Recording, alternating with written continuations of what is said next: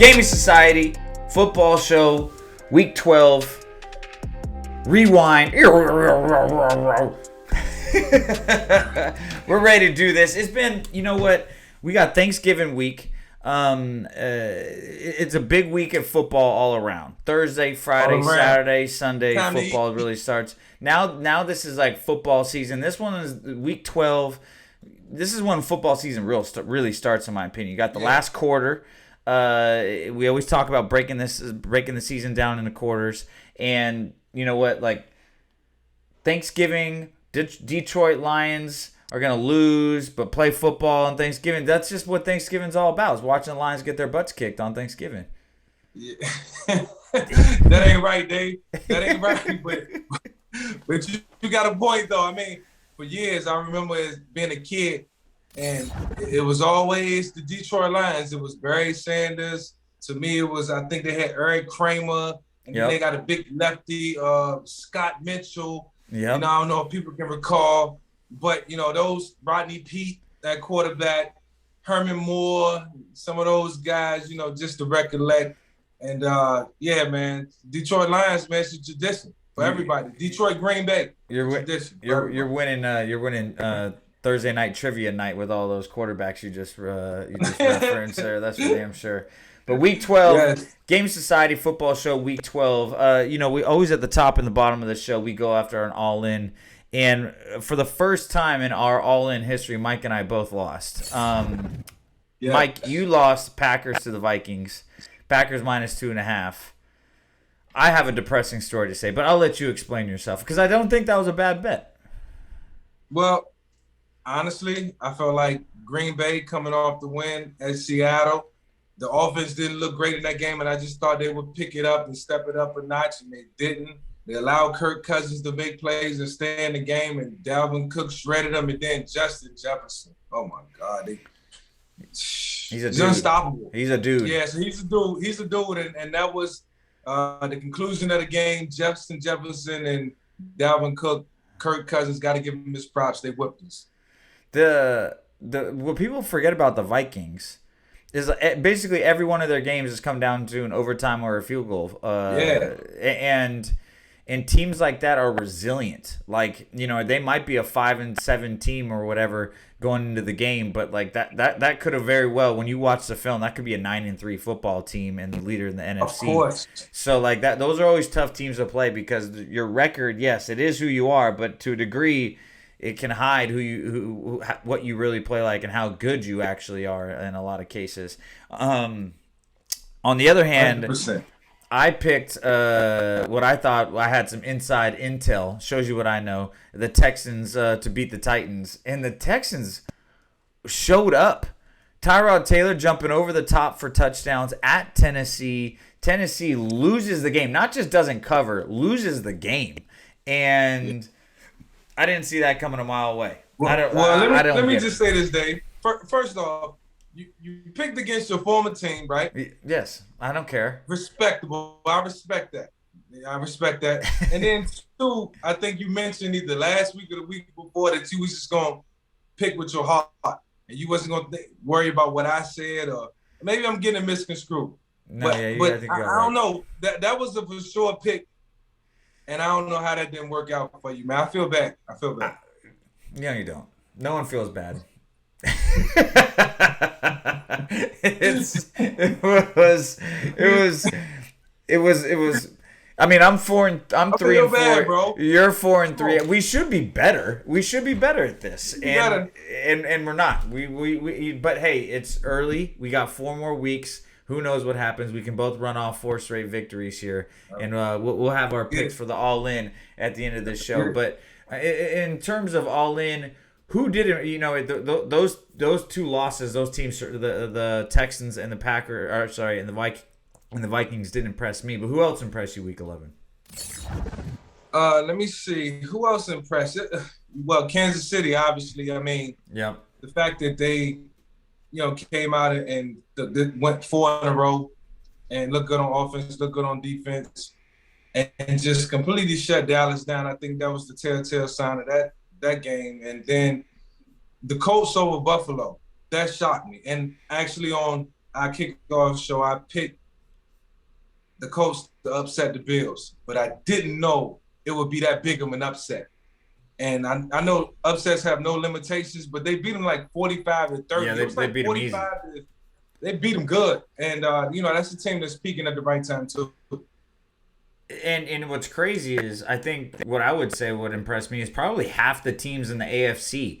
The Chargers impress me. The Bengals impress Absolutely. me. Yes.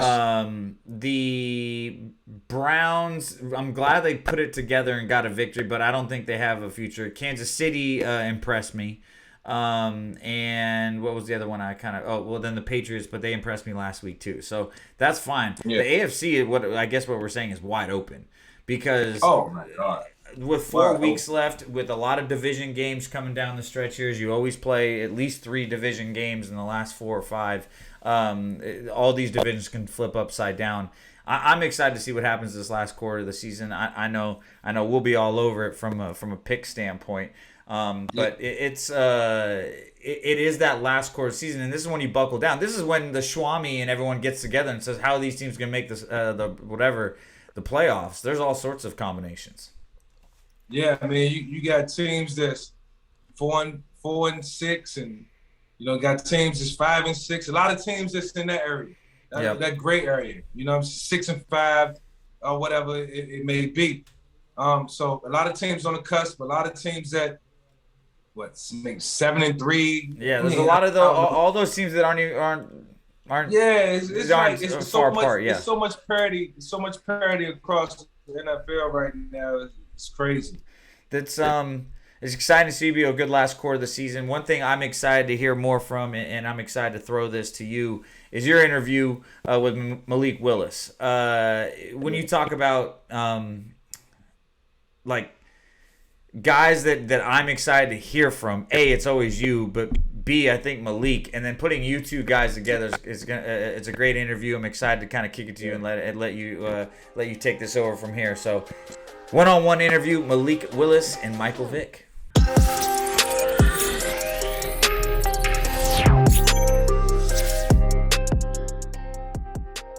Malik Willis, my guy, what's up with you? Appreciate you joining me today, man. We're ecstatic to have you. Can't wait to get into these questions and get your answers. I'm good. I can't complain. Just trying to keep on going, Yeah, so look, let's bring the audience all the way in. Introduce yourself by answering this question. Who is Malik Willis? Malik Willis is just a guy from Atlanta, Georgia, College Park. Been playing football for a while. It's starting to pick up, and I'm starting to have a few opportunities I ain't never think I was going to get. If I use the word bet on yourself, just bet on yourself, what does that mean to you? I mean, basically what I go and live by. You try to just go out there and do whatever you can do at the best of your ability, regardless of what somebody have to say about that or what somebody have to think about that. I mean, it's all on you to go out and try to get what you want in life. Absolutely. What motivates Malik Willis? What gets you going, whether it's up for a game or just up for the moment in general, whether, it's life itself? What motivates you? I mean, a lot, really. I mean, really, the opportunity to take care of my family, to use the ability I'm blessed with, glorify God and, like you did, just motivate others to do what we doing or do what you did. Just trying to, use that as an inspiration and give some folks some other platforms and some other ways to, go about life. And there's some other things out here. Now, bro, you played a little bit of baseball in high school. Yeah, I played baseball all the way up to my so year. Baseball and football was your thing? No hoop game? No basketball? I could hoop, but I didn't think it was going to do nothing because I ain't 6'6". If I was 6'6", I'd probably try to be in the NBA somewhere. You chose the right sport. So how did you decide between football and baseball? Because I know you was a big-time baseball player too. Baseball don't give out full scholarships. That's the only reason. Okay, so they don't give out full scholarships? Nah, they just give out partials. So what position you played? Because I can imagine you was a pitcher. Yeah, I could pitch, but I played short, third, center. I pitched and I caught. Okay, nice. Well, it's fair to say you chose the right sport. And we had a chance to talk on several occasions, and I always asked you, what does the quarterback position mean to you, and how do you go about playing that position and chasing perfection? How did you chase perfection at the quarterback position, and what did this year mean to you in totality of your short career? I just felt like it meant, trying to go out there and handle business and try to continue to, keep getting better and help my teammates get better and do what I can to put us in position to, be successful. And that just comes on and off the field. I mean, the way I lead may be a little different. You can hate it or love it. I'm not gonna yell at you. I'm gonna try to, help you figure it out. I mean, when you're doing something wrong, I'm gonna let you know, but it ain't never in a disrespectful kind of way. I mean, some people just don't, react to that the right way. So it's just knowing, get to know people more than it is just to be out there yelling for no reason. It's a more of a, coaching type of helping type of thing where we all in this together. What was the biggest thing you felt like you needed to work on that made you better as a player as opposed to what you didn't do well last year? What was one of the key things you had to work on, whether it was pocket presence, accuracy, improvising? What was one of the things that made you a better quarterback this year versus last year? I feel like trying to stay on schedule and all that above, for real. I mean, improvising, that's going to be in your DNA. That's just going to be a reaction. That's going to be just what you're blessed with. But just all the little things, being accurate, pocket presence, just keep my eyes downfield when I'm on the run and all type of stuff, just trying to figure out what I could do in order to better myself. Virginia Tech. You committed to us, and then you decommitted. Went to Auburn, and unfortunately, you ended up back in Virginia, but at Liberty. Why not Virginia Tech? I mean, really, it was just being far away from home. I didn't really want to be too far away from home. I like Virginia Tech, I really did, but it was just that 7-hour 15 drive that was hitting me on top of my head on the official visit. I'm like, oh man, I got to do this every time I want to go home. And it just came down to that. But I end up in Virginia anyway, so God working mysterious ways. Now, playing at the University of Liberty, it's not a school that a lot of people hear about, but you certainly put Liberty on the map. What has this school meant to you, and as far as your growth and development as a young man and as a football player? This school is definitely, impacted me in a variety of ways, not only on the field and off the field, but spiritually. I mean, it's a, little Christian school you probably ain't never heard of, but they definitely, they try to like give you that avenue where you can, be yourself and you can learn more about God and glorify him and just figure out why we're here, you know what I'm saying? Because at the end of the day, some people don't have that, backing behind them. I mean, yeah, I had my grandma take me to church, but like it's on a different level. It's like, you know what I'm saying? They put it all in your life. They put it all in front of you. Like we all in different stages of where we want to be spiritually, and that's just what it is. But they ain't gonna never, hold you, off to the side because they like, oh, yeah, you know what I'm saying? It's awesome. They just want you to be a better person and get closer to God. At the end of the day, ain't nobody perfect. Better men and women spiritually, that's what this world needs. Now, shifting gears, you got the NFL in your sights. It's only a couple months away. And, ultimately, when you drafted number one or you drafted high, you don't end up on the best teams. What would be your primary focus if you can pick an ideal team to play for? What would be the ideal focus once you got into that camp? Would it be to be the best leader that you can be? Is it the best quarterback all around, dual threat? Like, what would you focus on regardless of the team you go to?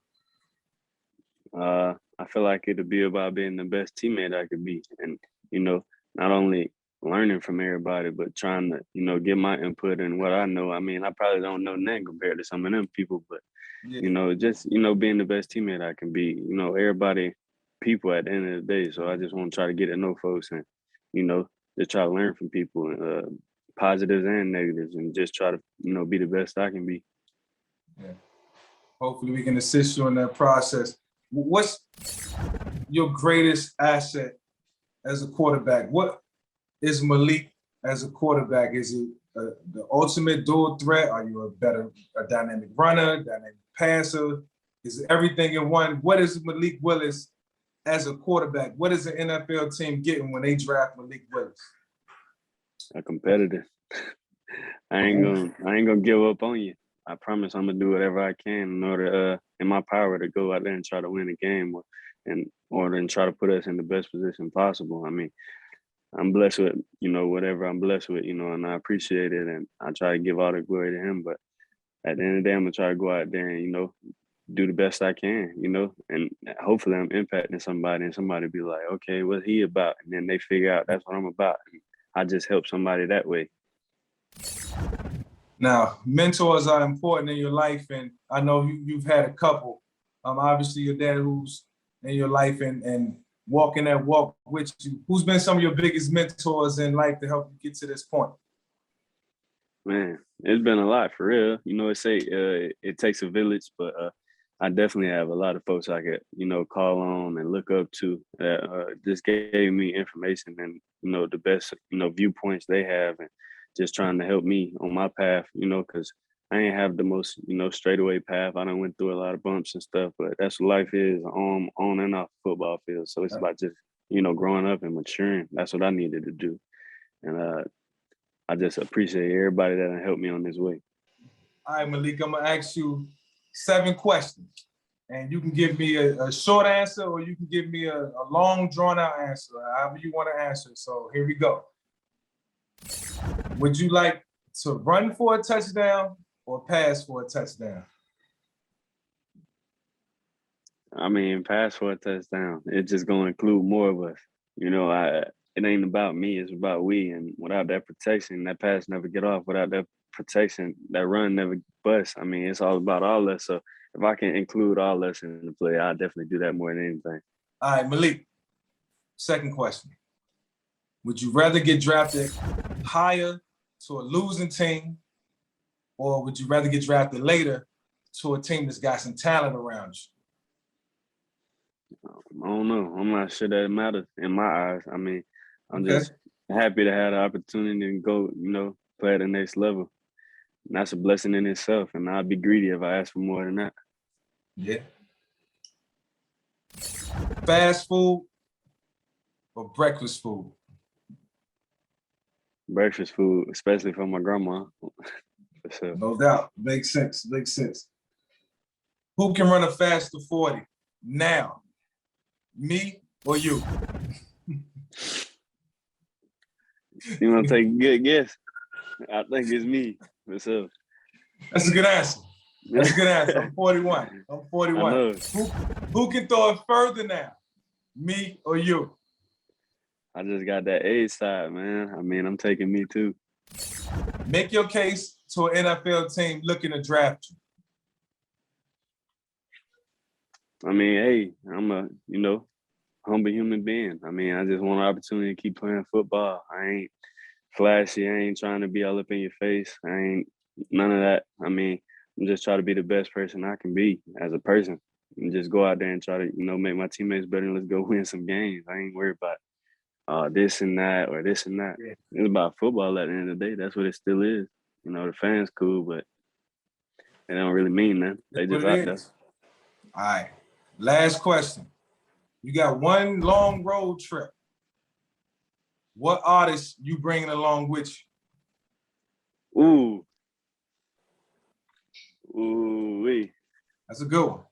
That is a good one. One artist? One artist. One artist that you can pick their brain. I give you an alternate. Let me hear who you pick first. Future. Yeah. Okay.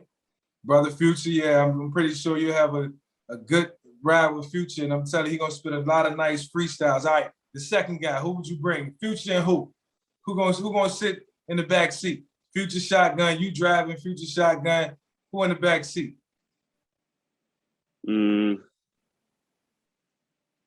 Dang. You ain't that I wasn't expecting this one, though. Yeah, now you put somebody in that back seat. Like that boy Gunner. I gotta put. You gonna throw Gunner in the back seat? So they probably boys, and then by the time y'all get to the destination, it's gonna be one hell of a song put together and probably a remix to add to it, with you featured in it. Hey, look, Malik, I appreciate you, man, jumping on, man. We was fortunate to have you, man, and I look forward to seeing what happens with you and your future as you become a rising star in the National Football League. I appreciate you having me. The thing I liked hearing, Mike, so both of us were drafted to really shitty teams. Yeah. Well, people forget when you're the first pick, it sounds great, but there's a reason the team's the first pick is because they weren't any good the year before. I was not the first pick, but I was picked by the team who had the first pick. And so I'm always interested, like what Malik was saying, I don't care who I get drafted to, I just want to be drafted. Right. Not until about now, 10 years basically after my career, do I look back and think, like, I wonder what my life would have been like had I been drafted somewhere else. Do you ever play that shoulda, coulda, woulda game?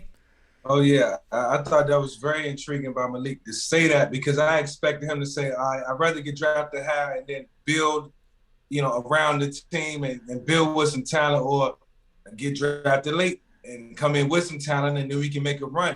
He stayed neutral. Yeah. And I thought that was really cool. So that says a lot about his belief in himself and his ability. But for me, being drafted to Atlanta, I just instantly knew we needed some talent around me. We had Terrence Mathis and Sean Jefferson was a receiver. We had Jesse Tucker. We had guys that was all 30 and up. And I'm like, I knew it was a young man's league, so it would be solely on me if things didn't work out.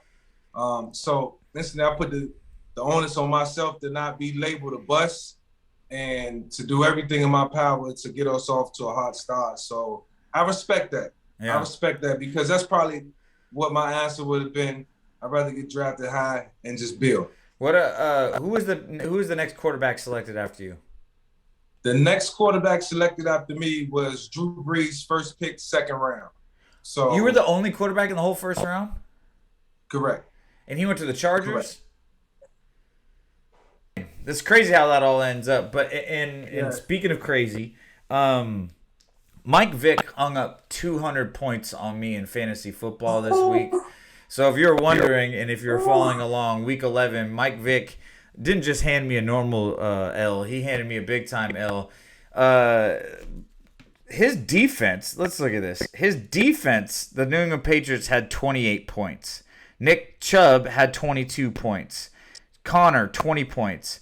But he had Taylor, Indianapolis running back, score 53 points. And his quarterback, Russell Wilson, only scored 6. And he still beat the piss out of me. I lost by 105 points, 202-97. It's the biggest beatdown I've ever received in fantasy football history, courtesy of Mike Vick.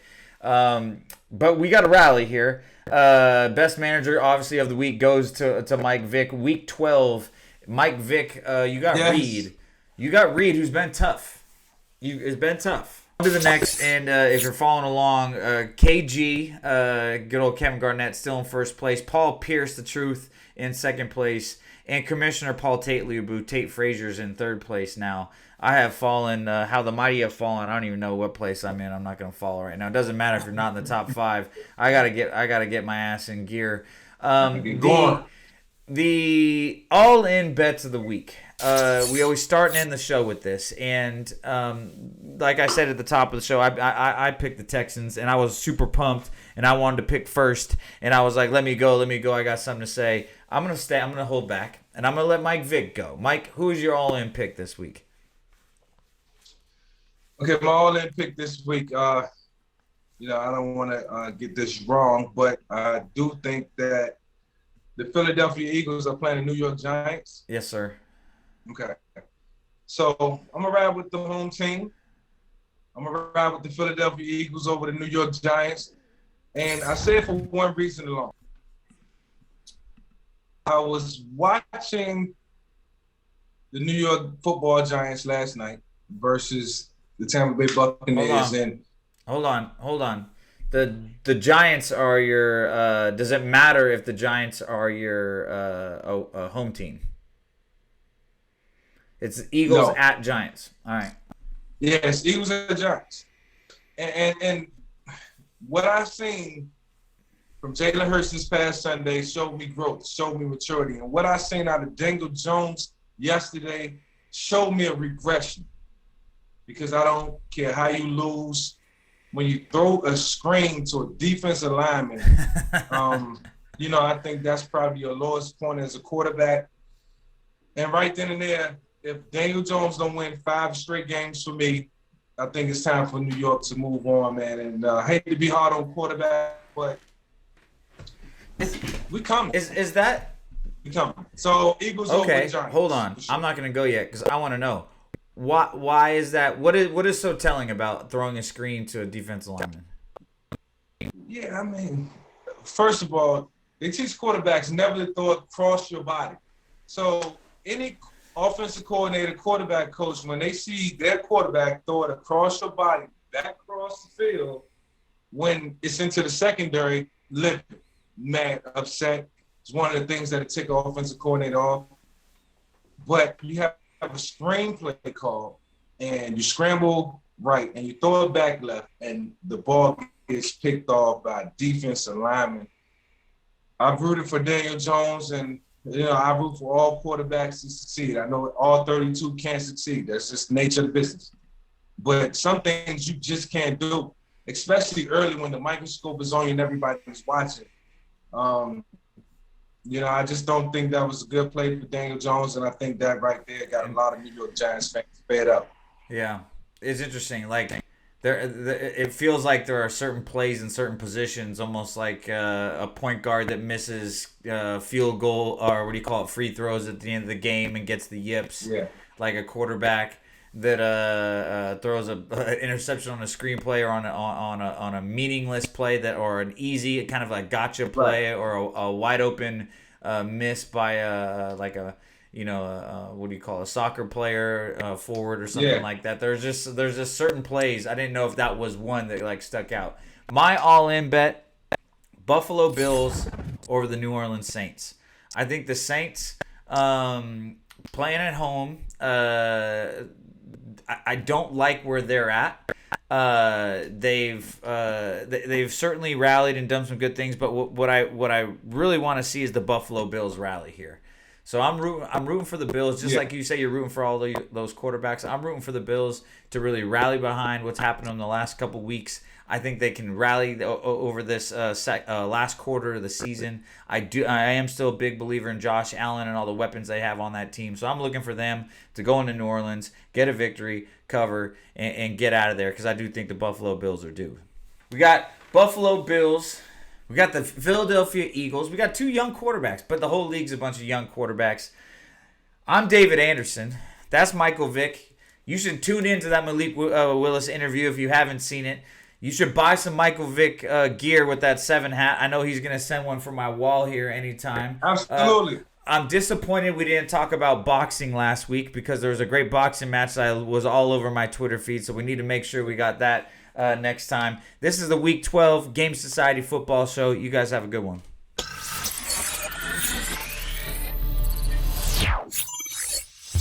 Make sure to sign up and subscribe at thegamingsociety.com and hit that follow button at The Gaming Society on all social platforms.